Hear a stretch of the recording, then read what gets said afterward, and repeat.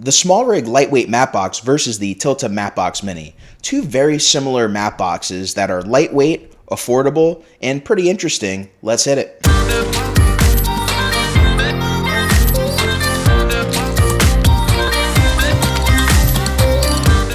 Hey everybody, welcome back to the channel. If you're new here, my name is Geoff Fagien. I'm a filmmaker and DP based in South Florida. And by the way, if you haven't checked out Clubhouse, I would give it a look. You can find me at Reach Films. So in today's video, we are going to discuss the SmallRig matte box versus Tilta's matte box mini. So the first thing you may notice in the differences between the SmallRig versus the Tilta lightweight matte box is the size of the Sigma matte box. As you can see behind me, the SmallRig is somewhat bigger than the Tilta matte box, which for those who are counting every little inch of space in their bag, that may mean that the Tilta may make more sense for them.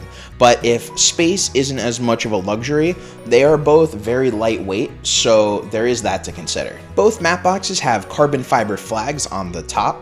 They also clamp on to the front of your DSLR lens. This is where things start to change, as where in the Tilta matte box mini, you can use the same screw-in filters on the lens that you're normally using.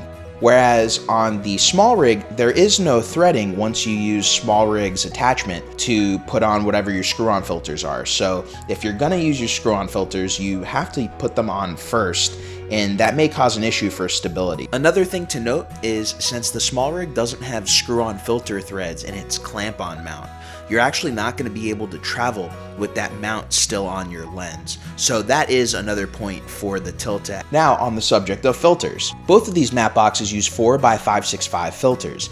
The Tilta matte box lets you slide them into the front of the matte box, whereas the SmallRig actually has a slot for two of those filters. You open the slot and you can actually slide both of them in. So they are a little bit more secure on the SmallRig, and you can put two of them in there. So now let's look at the top of the matte boxes. On the SmallRig, you have 4 1/4-inch threads, 2 on each side of the matte box. Then you have the locks for the 4x565 filters, and you also have the lock for the flag on the top. On the Tilta, you have 1 1/4-inch and 1 3/8-inch thread on each side of the matte box, so you have 2 of each kind of thread in total. The Tilta matte box also has 2 cold shoe mounts, 1 on each side of the matte box, which the SmallRig doesn't, so that's going to be another point if you need that for the Tilta matte box. As far as which matte box looks the coolest, I actually like the look of the SmallRig matte box a lot. Not to say I don't like the look of the Tilta matte box mini. I've actually had this for over a year now, and I've really enjoyed using it, and I still plan on using it a lot.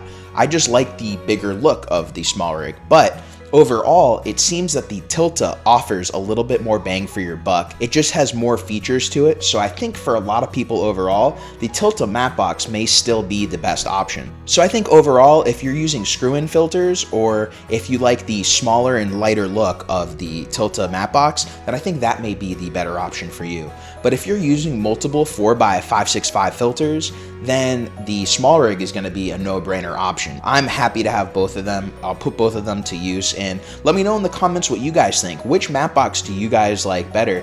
And also, like I said at the beginning of the video, if you guys are on Clubhouse, join me at Reach Films. We've had some really great conversations on there, and I'd like to connect with you guys through there. If you guys got knowledge out of today's video, please make sure to hit the like, subscribe, and hit that notification bell. And until next time, my name's Geoff Fagien. I'll see you guys in the next video.